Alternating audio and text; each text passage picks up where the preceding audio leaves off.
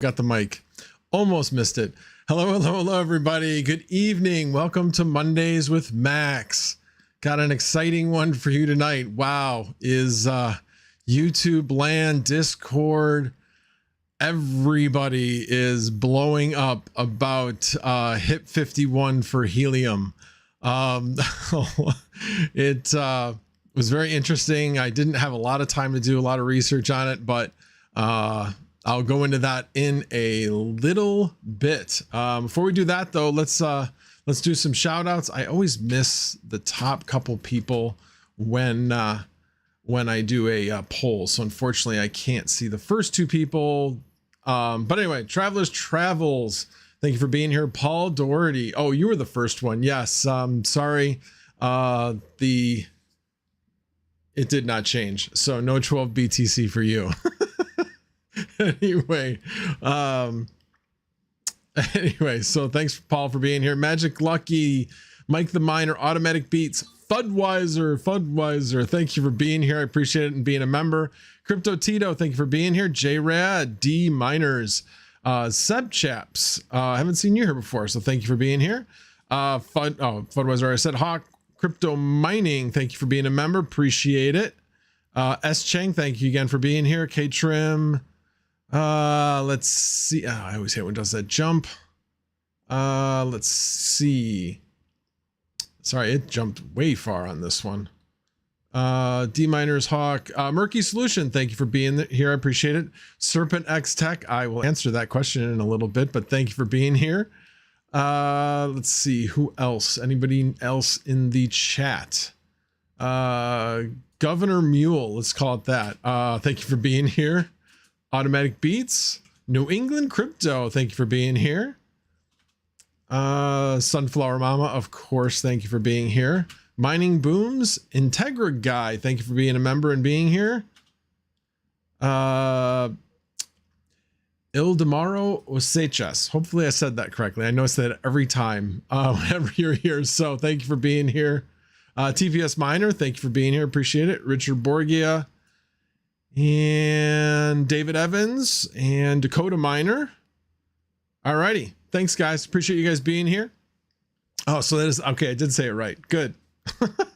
Anyway, so yes, let me answer Serpent's question first, which is that was kind of meant for everybody, because the title of this video is Everyone Calm Down, because everybody has their own opinion on this and they're coming from two separate sides. Nobody's listening to the other side. Anyway, there's a lot of disinformation. There's a lot of things out there. And honestly, I'll go into it in a little bit. I have a lot of thoughts. I wrote a bunch of things down, a couple of pages. So I'm going to go through all those in a little bit. Let me scroll down to that last question. Oh, Pocket Change. Thank you for being here. So let me go through a little bit of this weekend. So yeah, so I wasn't on the Saturday Night Live stream.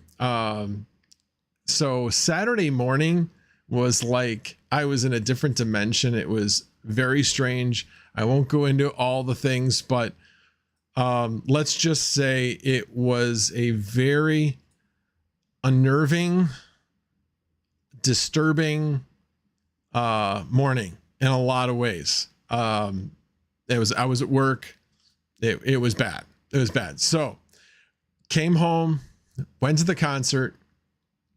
I'll talk about the concert in a little bit, but as we were coming up to basically show our tickets, my wife wanted me to put her phone inside her, she had a flannel on. Yes, we both wear flannel. Inside her flannel that looked like a pocket, like inside the bottom part of the shirt. And it wasn't. It was actually from the pocket from the side, not from inside. So when I went to go put it through there, it dropped straight through and hit the ground. And her phone was in there. And her phone screen went dead. Anyway, long story short on that, it got fixed the next day under warranty, which was good because there was no damage to the phone. They couldn't see any reason why it would have done this. But anyway, so I spent my Sunday figuring out how I was going to get her phone fixed, but we got it fixed the same day. Another, not announcement, public service announcement. If you own a Google Pixel under warranty, you can have your phones fixed at Ubreak iFix, which is extremely convenient. Just have to find a phone's one of the locations that has whatever you need fixed. It has the part. Otherwise, they have to go out and order it and then wait until your phone's fixed. So I had to call 3 different places, found on the third place. So I had to drive like 15 miles to the place twice because they said it wasn't going to be ready for a couple hours. And, but anyway, lo and behold, that got fixed. Anyway, so on to the concert. So I went to go see REO Speedwagon and Styx. And wow, and Loverboy was on too, but we missed Loverboy. And we saw somebody tape Loverboy. We're kind of like, okay, we really didn't miss that much. I liked Loverboy growing up, but they were not great in concert, in my opinion. Anyway, but REO Speedwagon was great. Amazing that he's at the age of 70 something. I think he's age 70 actually. He still has most of the notes. He just can't hit as many as he used to at a younger age. So he started out kind of changing out some of the melodies a little bit to be a little bit lower. And then towards the end of the concert, he started hitting some of the higher notes because he had it in him. So he could last the entire concert. But anyway, it was very, very cool. Styx, completely different story. Those guys, voices that are absolutely no different than before. Absolutely amazing. Tommy Shaw hits the same high notes at 68 that he hit when he was 23. Absolutely amazing. Lawrence, I can't remember his last name. He's the keyboardist. Same thing. Same high harmonies that he always hit. Anyway, absolutely amazing. Styx was great. So anyway, we had a great time. Even though we still didn't know what was happening with her phone at the time, but we didn't let that ruin our time. I think Sunflower Mama kind of wondered if I was going to let it ruin our time, but I didn't. So she got to visit a bunch of her high school friends. So it was a great time. We really all had a great time. So it was something nice. We hadn't done something like that in quite a while. So it was definitely fun. So anyway, before I move on, hey, Chump Change Tains. Let's see. All right. If I missed anybody else, I apologize. Let me just scroll up real quick. If you have a question, let me, oh, so Magic Lucky actually asked, what was the best song of the concert? I don't know. Come Sail Away was pretty cool. Yeah, that was the best one. I would, yeah, my wife just said that was definitely the best one. So, that was really, really cool. And it was cool because, I mean, the entire crowd is singing the entire song, and that was fun. That was absolutely fun. So, anyway, but it was definitely a good time.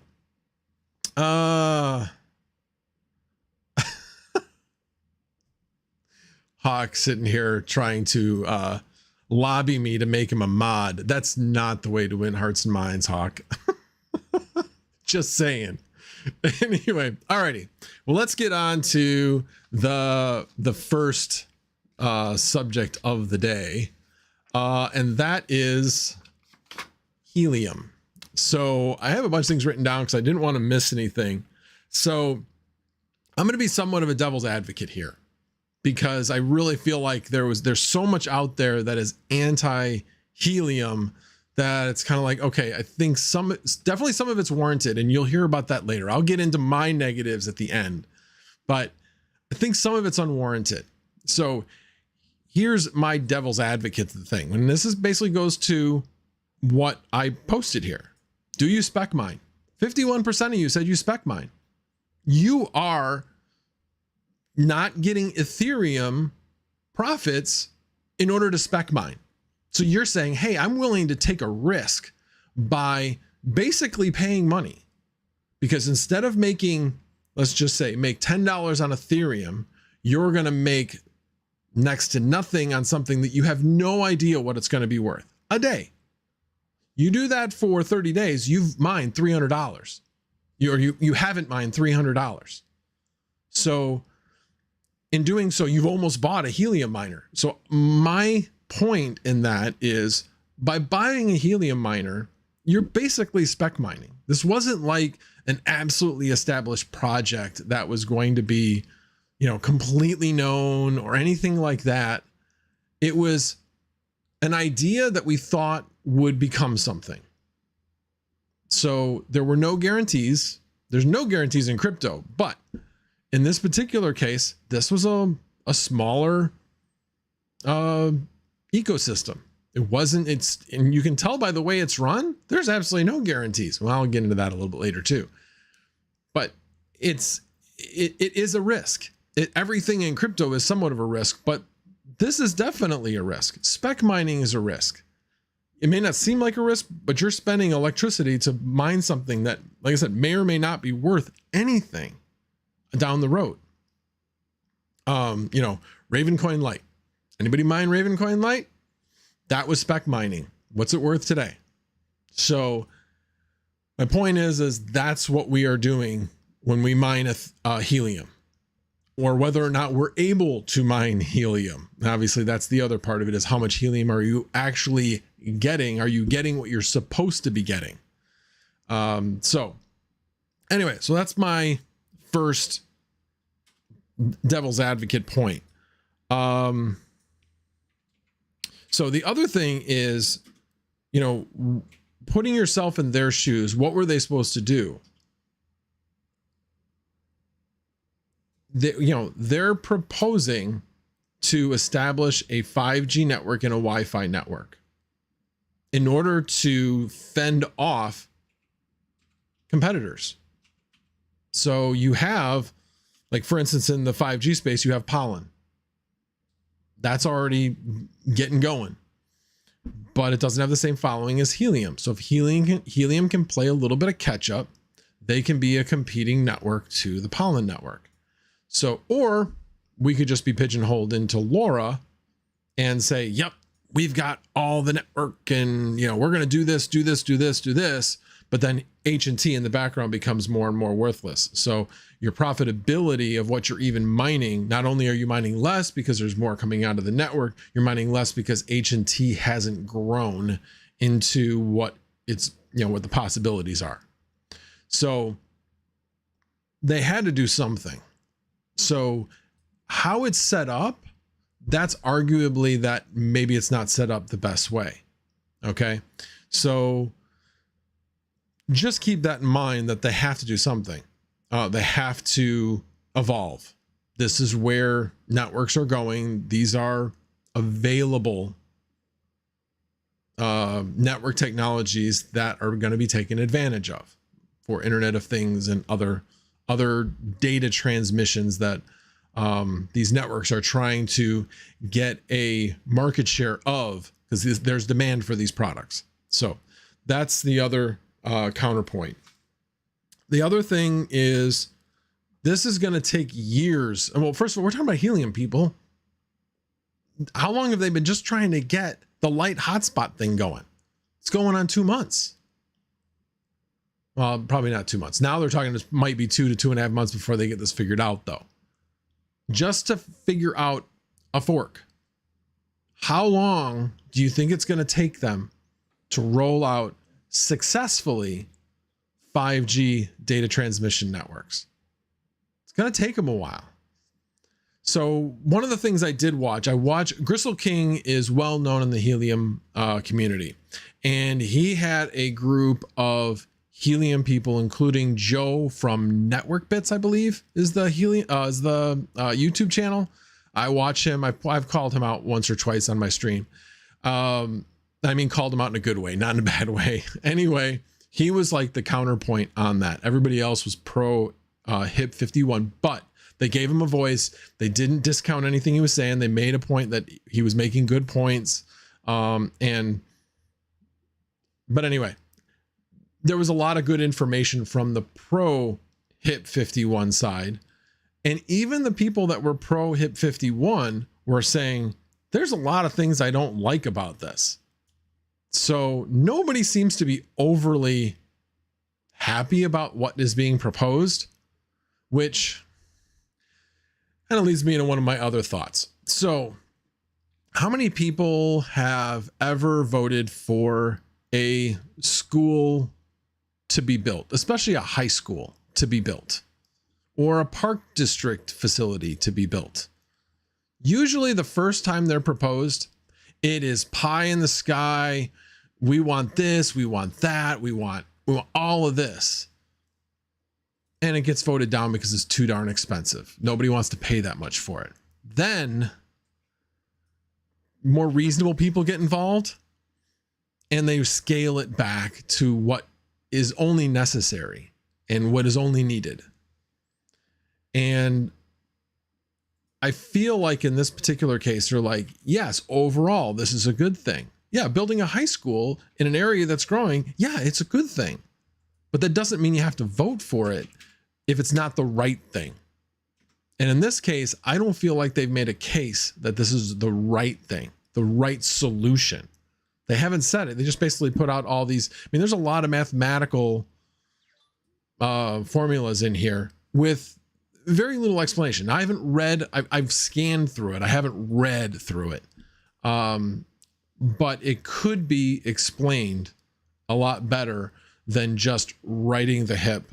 And they even said that actually on Gristle King was like, hey, we should find, like, we really need like an animator. And I actually commented on the video saying, hey, yeah, Finematics is a YouTube channel that has done animated videos on a lot of things related to Ethereum and DeFi. So that's what they were talking about. I'm like, yeah, I completely agree.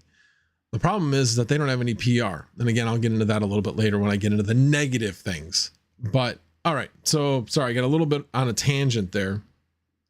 They also mentioned the development of LoRa won't stop. It's still a valuable network. It's not a 5G's and instead of, it's still going to exist. And I'll get back to that in a little bit because what was interesting was in Panda's stream, All right, I'll just talk about it now. Let me switch over to my right screen. So let me go over to that. Okay. So this is Panda's screen when he was taping his video from this morning.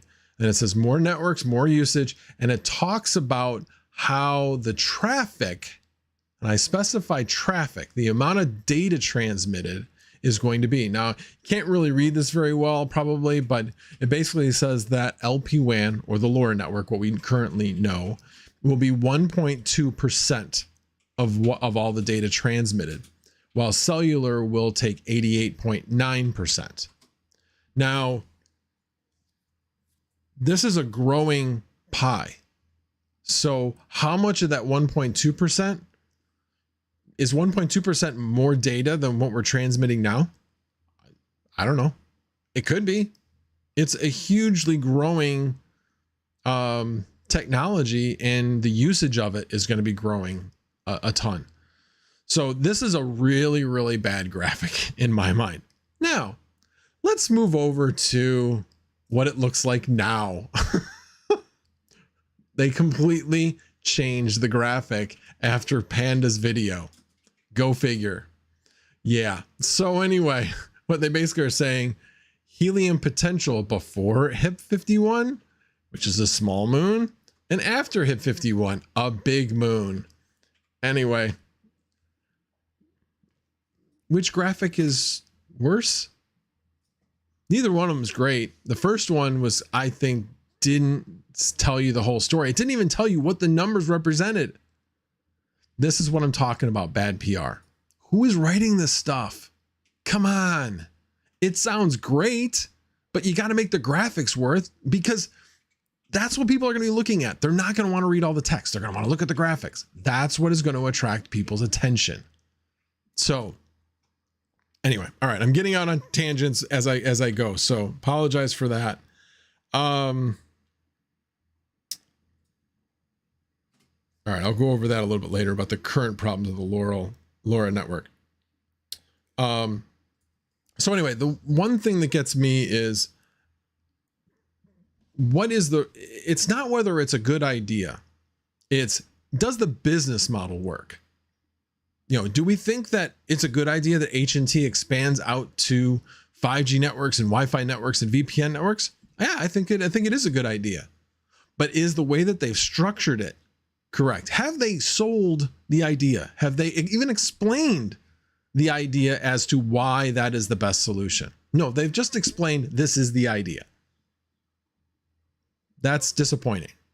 That's definitely disappointing. Let's see. And I will say, yes, will this increase the price of HNT if this is voted yes? Yeah, I do think it will. But the problem is that you have, I'm guessing, about 30% of the hotspots that are out there. Again, that's kind of just a complete shot from the hip. 30% of the hotspots out there are new and have not recovered their investment. May even be higher than that. So in their minds, they don't care. They do not care that their 0.8 helium is going to be worth more down the road. They don't care. They want to know, how is this going to affect my earnings? That's the simple question that every hotspot owner wants to know. Now, that's not to say that they will be able to say, yep, you're going to be making this much. That's not the way the Helium network works. What people want to know, and what could be explained, is how does this affect earnings overall? And with everything else staying even, you know, no more hotspots on the network, you roll out 5G, how you predict, you put all the variables in there.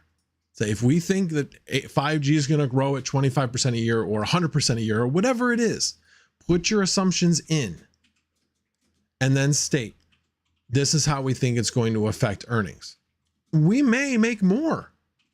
Again, that 1.2% may be a greater amount of data transmission than what's today.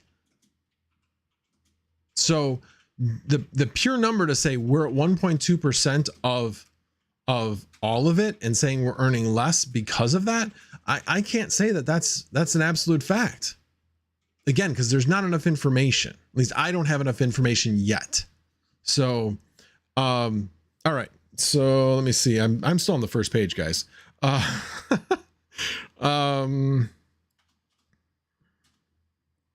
Okay.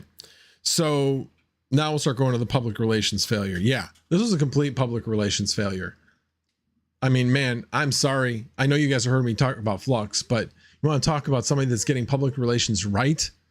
It's Flux. They've done a really good job. And I'm not saying that they've had everything go right. No, they haven't. But if you look at the good and the bad that has gone on with Flux, like take, for instance, Luna. Yeah, they addressed it and they were open about it and they replaced Luna. They handled it correctly. Now, again, this is a different animal, but they've done nothing to think about their stakeholders. Their stakeholders, you know, they're various stakeholders, but the very vocal minority, and I say vocal minority in the fact that minority from the amount of helium that they own, but vocal in the fact that there's 800,000 hotspots out there. And I'm sure it's not 800,000, obviously 800,000 owners, but there's a lot of owners out there that all own one with very little H&T. And all those people want to know. And with anything, PR is important. If you have all of these, you know, a large proponent of all of your users that are all of your service providers rebelling against you because of what you just did. And in fact, might be a good thing. But if you don't communicate that, I mean, think about it. I mean, that's the way unions are formed a lot of times. You know, something bad, people think bad things are going to happen. And so in order to prevent those bad things, what they think are bad things, they are going to form a union. So I'm not saying the H&T operators are going to form a union, but you get the idea. So it was very simple. You have this large stakeholder that what do they want to know? They want to know, how does this affect their earnings? Period. That's all they want to know. All they want to know. Very simple. Now, the one thing that I did not like at all on the Gristle King, and I actually have the link to Gristle King's video. Now, what's interesting is I went to his channel and it wasn't on his channel, but I still could get at it from the link. So I don't know if he made it unlisted on purpose because there was a lot of controversy with what was being said. I didn't find it to be very controversial at all, except for this one thing. And that was where he basically called out YouTubers who were against HIP 51 and were spreading FUD, and that they were just FUD channels. I was like, you got to be kidding me. You're telling me that you think all of these channels that are negative about what Helium is doing as all about just FUD, that's what their whole channel's about? Boy, you need to do a little bit of research before you spout that crap. Because Red Panda, Voscoin were huge proponents of Helium. And then you basically, absolutely called out Red Panda without stating him by name. Basically said that the one YouTuber out there that said everybody should cancel their Helium orders, we all know who that is. That's Red Panda.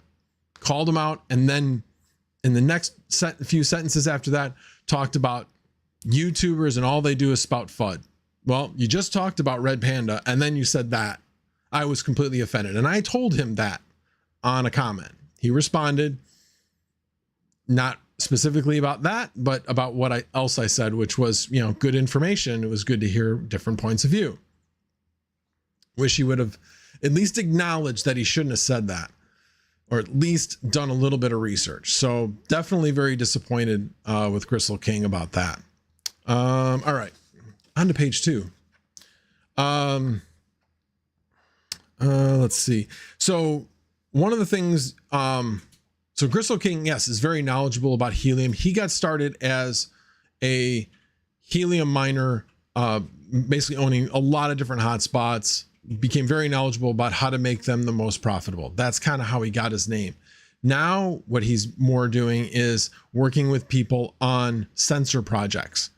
So he has a community of people that are trying to build things on top of Helium. So when he brought up the fact that he was dealing with all these positive people, and while Joe from Network Bits was dealing with a bunch of negative people, he was like, well, I only want to deal with positive people. And he was like, I'm like, you're talking about two completely different communities. You're talking about one set of people that watch Joe, which are hotspot owners, and that's all they ever plan to be. And then you have Gristle King members that are mainly like looking to build on top of the network. So I thought that was a bit disingenuous in my mind.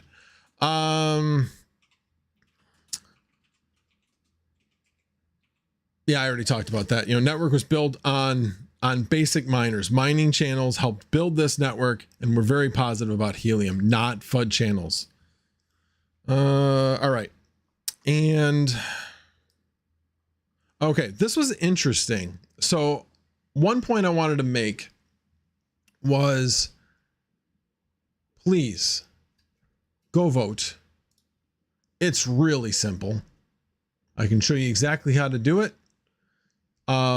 Basically go to heliumvote.com. You click on what you want to vote for or against. If you want to click on against, which is what I'm going to vote. I haven't done it yet, but I will be doing it after this. You scan in the QR code from your Helium app. If you have any questions about that, let me know. But it's very easy to vote. I have about 25 Helium, so I don't have a lot. But here's why I'm going to vote. During that video, they popped up every demographic. When I say demographic, I mean like validators, H&T owners, people with this big of wallets.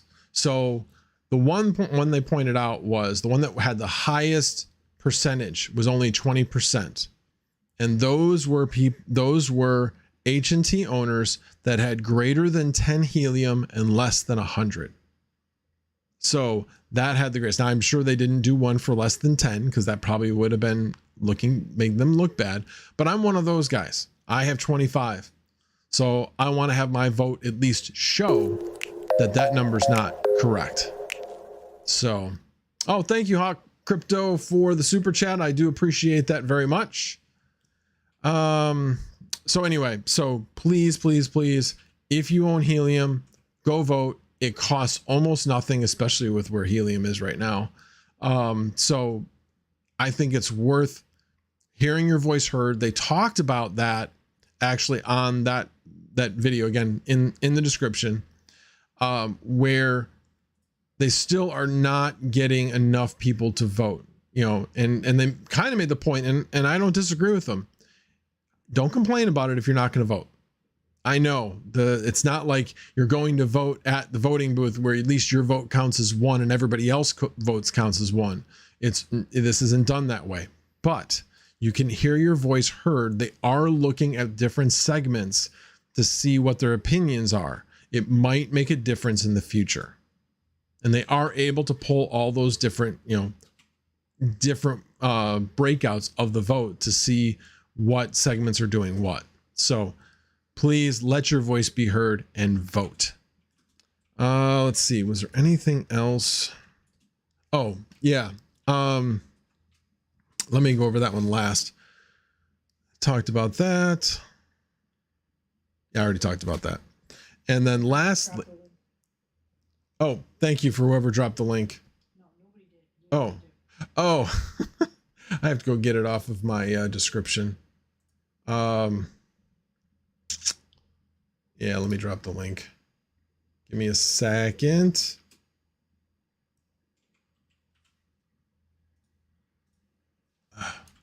Sometimes hate YouTube and the fact of wait to, okay, there we go. All right. There's the link. So, oh, and lastly, we talk about mining with GPUs is really good because there's value to it when you're done. Know that you do have value in your Helium miner, even if the low-end network or the lower-end network isn't worth anything. You still have a Raspberry Pi. So here's what I suggest. If you get to the point where you don't want to mine, you're like, I'm done, I can't sell it, I just want to be done with it. I suggest anybody that is in that boat, I don't know if Yankee's here, but break open your Helium miner, pull out the power supply and the Raspberry Pi. Those are going to be worth something, and you can do things with it. You could, I believe, build a pre-search node off of them. That would be my plan. That's what my tentative plan is at this point, is to build a pre-search node with them, if that's in fact what I end up doing. But taking the radio and sending it to Yankee so he can blow them up, shoot them up, whatever. So thought that would be quite the fitting video that we could make sure that we tag the Helium network in, if that's what a number of us decide to do. I don't know. You think that's a good idea? Anyway. Alrighty. Well, let me, after that long rant, me talking about 30 minutes without answering any questions, let me kind of scroll back up. I'm going to go backwards here. Oh, Taines, thank you for posting the heliumvote.com. Appreciate that very much. Tannerite. I'm not sure what you mean, unboxing. I may have missed some things in the chat. Oh, okay. Got it. My sunflower mama actually educated me on what Tannerite was. New England Crypto says, heading to unbox these 3 new GPUs. Have a great night. Well, thank you very much, New England Crypto, for showing up. I appreciate it. Definitely a little bit different than what my normal videos are, since I was kind of on a rant. Quick recap. Quick recap is HIP 51. I don't think it's fully cooked. Let's put it that way. That's my opinion. That's why I'm voting no. I think they need to do more of their own due diligence to sell it. I know that they're like, you know, if this was a private project, well, it's not. You didn't build it that way. When you have a public project, you have to sell people on it, or you just bully it in. And that's kind of what I feel like they're doing. They're bullying it in. Baldini, and you just show me the way. No, Baldini, I've seen your profits recently. I think you need to show us the way. All right, let's see. Rock the vote. What if we hook up the H&T miners to a Starlink setup? I don't think latency is an issue with Starlink. Obviously the antenna is not going to help you because that's a completely different type of antenna. Starlink's only providing the internet for it. So yeah.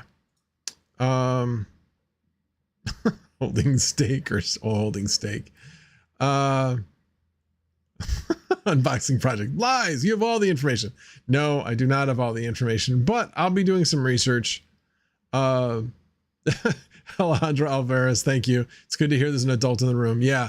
Yeah, I get very frustrated when you get in these bickering, like it goes completely away from the subjects. Like, look, I am always talking about define the problem and create a solution.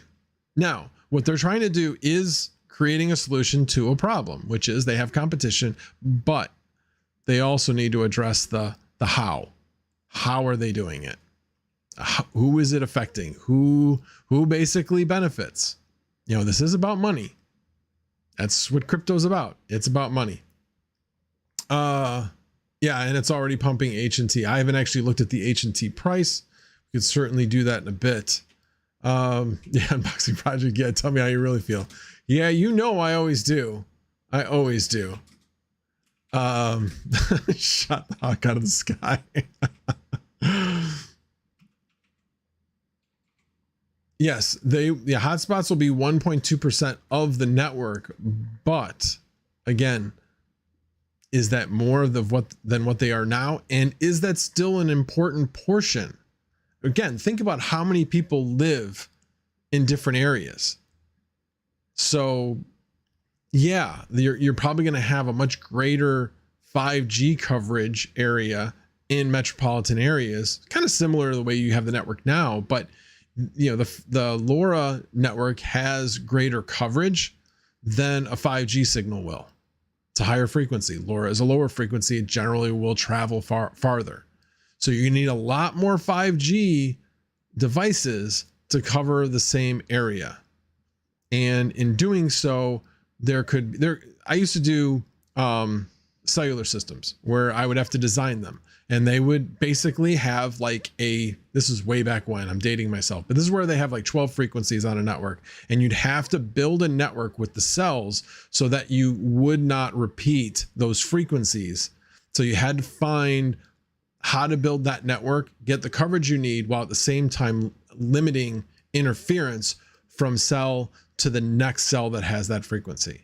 So in this particular case, I don't know the technology specifically. I used to know CDMA, 5G is different. But how is that cellular technology, and how do you build those cellular networks to limit interference? Now you're going to be putting these 5G Internet of Things devices anywhere that anybody can set them up. I don't know. That could be an issue.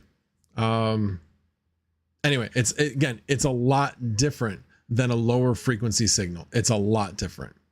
So anyway, all right, let me scroll down to the bottom, see if there were any other questions or where I was tagged.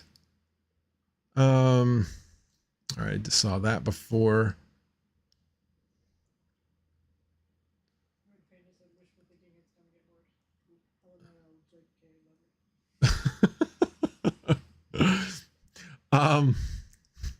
Yeah, stream it after the Red Panda. Stream the Hawk one versus one at StarCraft after this on your Twitch stream.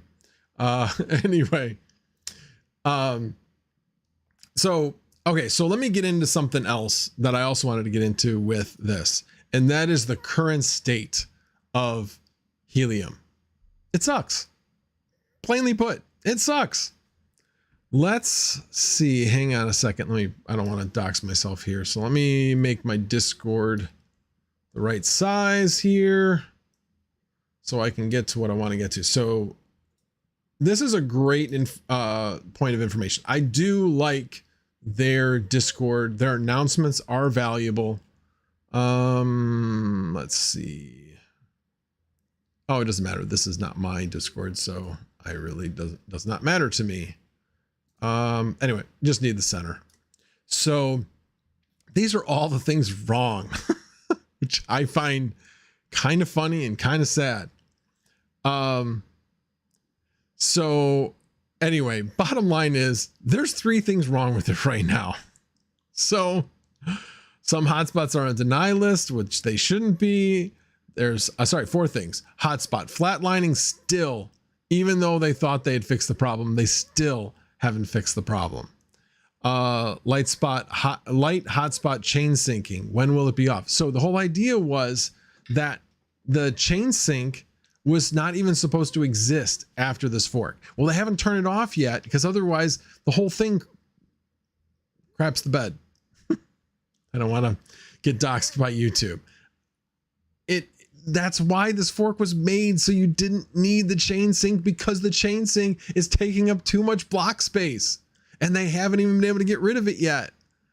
So now, admittedly, it's been about a month, been a little bit less than a month since they did. No, actually, it's been about a month since they did this, almost exactly a month. I feel like they're not any closer. I'm hoping that they're closer, but it doesn't feel like they're any closer now than they were when they started. They've got so many things to fix. So yes, if you're wondering why your hotspot earnings are all over the place, this is why. This is absolutely why. This is not Ethereum, people. This is more similar to, like, say, Solana, when Solana's blockchain completely just goes out. That's what this is. This is the Wild West. There's no guarantee that this thing is going to work properly. And unfortunately, that's why they probably aren't gaining a lot of new customers at this point. The one point that was made on the stream that I was watching with Gristle King was that there are a lot of drop packets right now because of this blockchain sync issue. Because there's a lot of, there's light hotspots on there that can't, I guess, transmit data at this point. because in order to transmit data, you have to be synced with the network, I believe. So anyway, don't quote me on that, but that was kind of what I was hearing, what I was surmising he was saying when he was stating that. He didn't fully explain it. So anyway, point being is they have a lot to fix. I'm really curious to see when they finally do fix this. I mean, they have had issues along the way, but there have been points of stability where we all go, wow, look at this. This looks great. Look at how much helium I'm making. And it was relatively stable. Now, all of my hotspots, I have 3 of them. All of my hotspots are unstable. My one at home is much more stable than the other 2. The other 2 are newer. They only have the 32 gig cards in them. And I'm now like regretting that. I should have just swapped one of them out. The reason why I didn't do that is I'm like, hey, it's forking. They won't need the sync. They won't need the additional space. Yeah, I'm wondering if that's what's causing a part of the problem. But anyway, point being is they are very unstable. You know, they will flatline for a few days and then come to life. Then flatline a day and come to life and then work for like 4 or 5 days in a row. So I really, and if you read through this, you know, go through their Discord and look at their announcements, you'll see a lot of the things are related to problems with their validator software, and they're having to make some fixes there. So this is the reason why, this is part of the reason why there are so many issues with earnings right now. They have not raised the amount of proof of coverage beacons per block to where they eventually will be. Right now, they're still having to keep them low to keep the chain running. Once they can get rid of that blockchain sync, they will be able to raise that more because they'll have more space. So anyway, that's what I also wanted to hit on. Yes, it is Helium right now, I would say, is kind of a big dumpster fire. So going back to Red Panda's video, if I had a Helium miner on order, would I cancel my order? Yes, I absolutely would. It just isn't worth the risk of $400 in my mind. Now, I've already bought 3 of them. What am I going to do with mine? I'm going to let them mine. I'm going to kind of, you know, I've already played my card. I took the risk. I bought, you know, I bought 2 of them. I didn't, thankfully I was gifted the 3rd one, but I bought 2 of them and I'm going to see where they go. At the very least, they'll be worth somewhere in the range of $75 to $100. So, and that's, but the good thing is I'll probably be able to use them in a different way. So yeah, anyway. All right. Enough about Helium. Let me ask, see if there's any other questions. I used to work in wireless telecom, not anymore. That was like a lifetime ago at this point. Unboxing project. My flippin' MNTD miner is still at 0 H&T, maybe because I'm in the woods with no neighbors for miles. Yeah. And the other thing to look at is look at your topography around you. That has a huge difference. You may think you're on flat land, but maybe you're in a 20-foot gradual hole that you didn't even realize you were in, that basically stops you from being able, you know, if your antenna is only 10 feet in the air, but surrounding land is like, you know, a mile away, is like 20 feet above where you are. Yeah, you're not going to transmit very far. So that's something to consider. Unboxed product, but I'm picking up 5700 XT cards for $200. Yeah. That's definitely tempting, no question, especially with the new Team Red Miner power improvements. Hell, I'd be curious to see in the next to $200, you might even be able to break even on those, or at least get darn close. Well, again, at $200, you could probably resell them after the merge. You can probably resell them for $200. So that's not bad. That is really good. And he says, okay, back to Azure migration at the butt crack of dawn. Good night, y'all. Well, thank you, Unboxing Project, for being here. I appreciate it. Oh, well, Red Panda. Oh, do you have the gold? Do you have the gold MNTD Red Panda? Yeah, if you do, then you can turn that one into a flux node because that's an 8 gig model. The black ones or the rack V2s, you cannot turn them into a flux node because they only have 4 gig in them. So keep that in mind. If you're thinking about making things into a flux node, you would absolutely need an 8 gigabyte version of the Raspberry Pi inside your miner. ABMNS production. Oh, thank you for being here. Appreciate it. But can you actually cancel when you actually paid with crypto? I believe you can, but you are going to get the amount of crypto back, I believe, as opposed to the amount of dollars that it was worth at the time. So yeah, unfortunately. Oh yeah, let me go full screen. Okay. Alrighty. Let's see. Must have been Sprint if you know CDMA. No, I worked for Motorola. I actually, and for those people that know I don't know, the industry back then, I worked for Motorola Cellular at the time, and I left Motorola 2 weeks before Primeco ripped them and changed to what was then Lucent Technologies. So I picked a good time to move on, actually. Anyway, although moved on to Tellabs, was good for a few years, and then, man, they went downhill once Dick Nodebart took over. But anyway, anybody that knows the Chicago area telecom companies can relate to all that. Let's see here. Tains, need to check out the new Flux news about the dock nodes that they will be paying out in dock also. We'll definitely need to check that out. I won't talk about that tonight, but I will definitely check that out. I appreciate you letting me know that. All right, let's see. No other tags. Okay. All right. All right. Let's get into something a little bit more fun. So my wonderful wife, Sunflower Mama, well, let me put it to you this way. So we, and by we, I mean her, created a big, hold on, let me get to the right. Let's see here. Okay. Created a big grow tent in the basement. And what is a grow tent? A grow tent basically is an enclosure which you move air through. So we have a very, very, very large grow tent in the basement, in the fact that we have 2 windows that are pulling air in with 2 fans, and they're like smaller fans, so it's doing an okay job of pulling it in.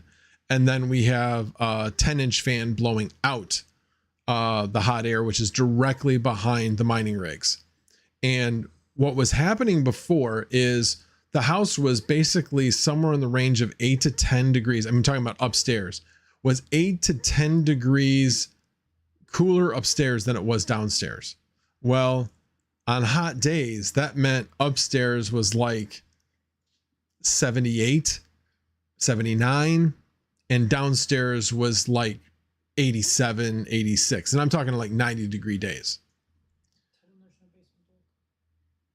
I'll tell them that in a second. So, anyway, so what we had to do, because I don't know if you can tell by the way these stairs are, I guess you can't see it. I had another picture that you could actually see it go all the way upstairs. We don't have a we don't have a door down to the basement. So obviously the air could just easily travel up the stairs from the basement and heat the upper side of, the first floor of the house. And worse than that, it would heat the second floor of the house, and then make it really, really warm to sleep at night. So it was not really good sleep, unfortunately. So what we first started out with was this curtain, which is on the right side of the stairs. And we were really amazed by the temperature difference from one side of the curtain to the other. And I'm like, if we do that to the other side, that is going to really help out a lot. Now, as you can tell, or you may not be able to tell, but going from this upper corner to over here is not a straight shot. So we couldn't do the simple, you know, tension rod from one side to the other. It just wasn't going to work because it's not a 90-degree angle.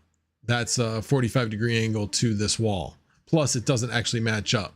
So we had to, my wife had to be creative. She found some things from IKEA where you string a cable and then you string the curtain through the cable. So once we did this, the temperature difference between downstairs and upstairs is about 17 degrees. So it keeps the upstairs 17 degrees cooler than the basement. So we haven't had a super hot day, but I believe that will still be the case, that it will still keep that temperature differentiation. Only problem is how hot is it going to get in the basement when it's 90 degrees outside? So we'll have to kind of wait and see and see how that goes. I currently do have the two air conditioning vents open in that side of the basement in order to help keep it a little bit cooler, because we're really just pushing air through the basement. So getting that cool air there helps keep the overall basement cooler and still helps keep the rigs cooler, and then blows the hot air out, because the hot air is obviously going to be higher.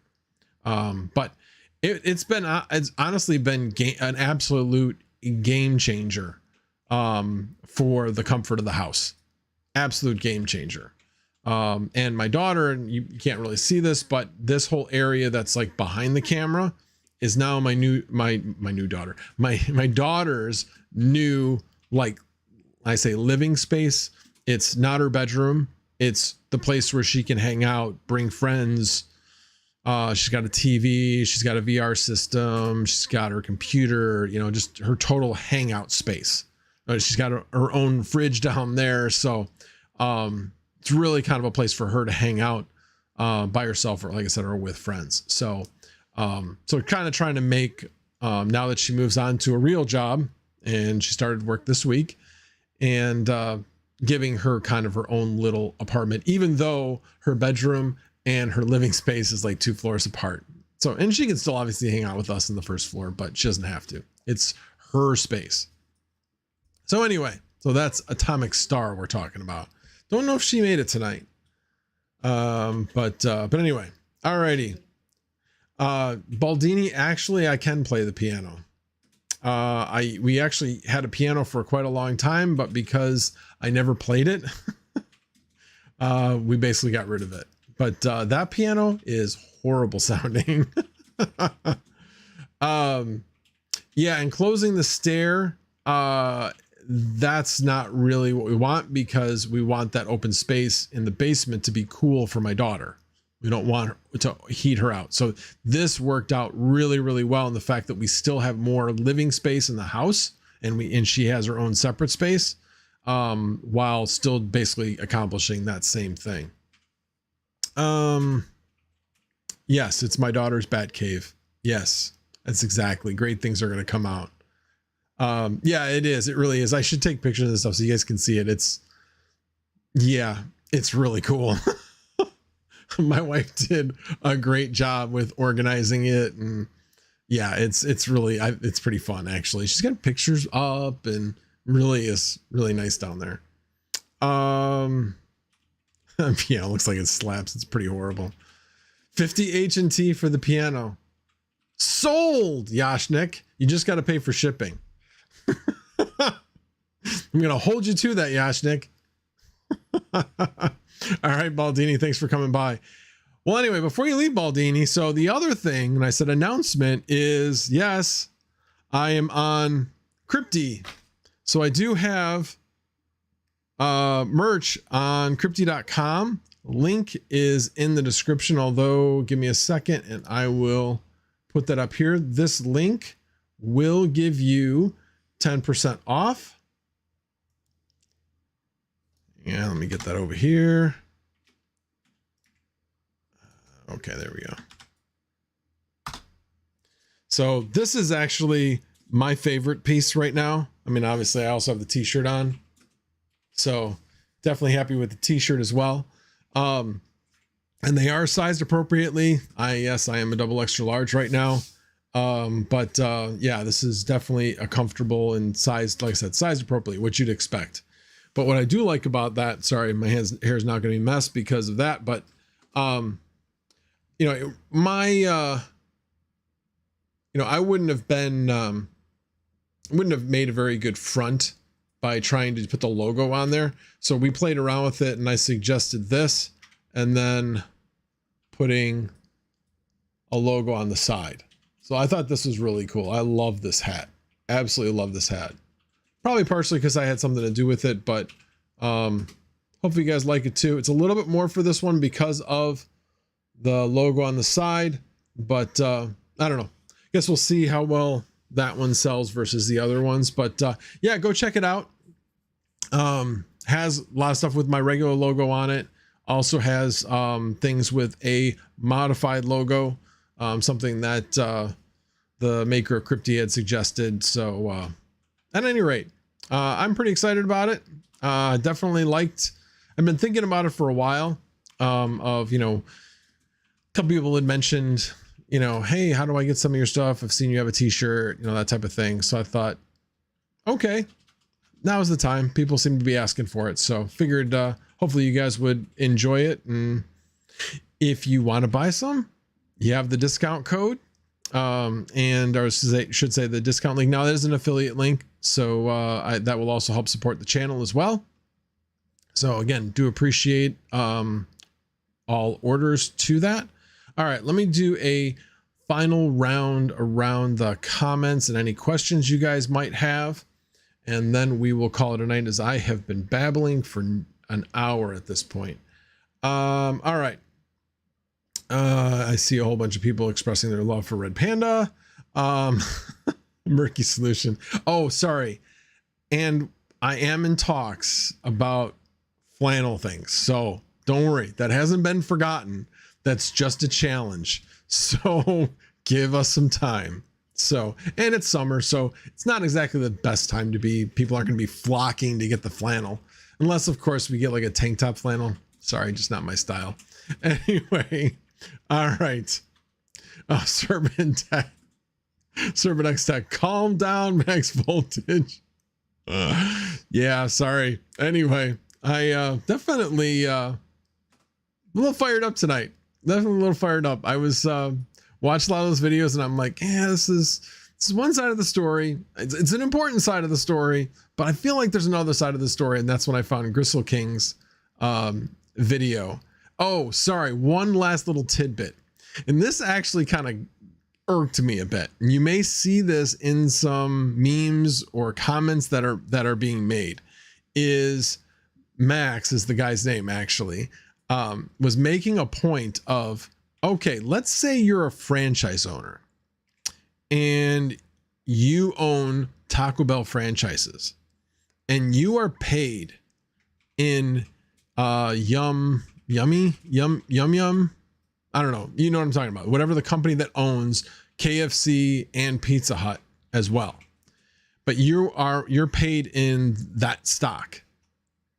But, you know, Kentucky Fried Chicken and Pizza Hut are doing better, and Taco Bell franchises go under, and you lose all of your franchises. But because the company is doing so well, your Yum stock has gone up, and you're worth more as a result. So was that good or bad? And I was kind of like, well, you know, that's again more complicated than that. You employed people. These people, I'm guessing you probably got to know. You got to know their families. You know, these are small independent businesses. These are franchises. There's a lot of hard things that would be going through that. I'm guessing they're not going to be happy. They might be richer as a result, but they're still not happy that their business that they were making money off of is gone. So, you know, they were making this out to be, yeah, what's better? You know, yeah, I don't agree with that. And I think there's a lot of franchise owners that wouldn't agree with that. So anyway, that was something that Max said on that stream. And like I said, there's been, I mean, even Max made a meme about it. So anyway, go figure. So if you see that, well, then you'll know. All right, one last go around. Need the Flannel Max t-shirt. Like I said, we'll work on that. This was a first start. This was actually put together very, very quickly. Much quicker than I thought it was going to be. I thought it was going to take a couple of weeks, and then it just kind of opened up, and it's like, you want to go? I'm like, heck yeah. So it worked out. So I'm glad it did, and definitely happy about it. Crypto already took apart my MNTD to convert to a node. Like I said, hope it was a gold spot if you did that. So alrighty guys, well, again, thanks everybody for being here. Very, very much appreciate it. And we will see you on Saturday Night Live on Chump Change channel for Misfit Mining. And again, see you back here on Monday for Mondays with Max. Again, thanks for being here and have a good one.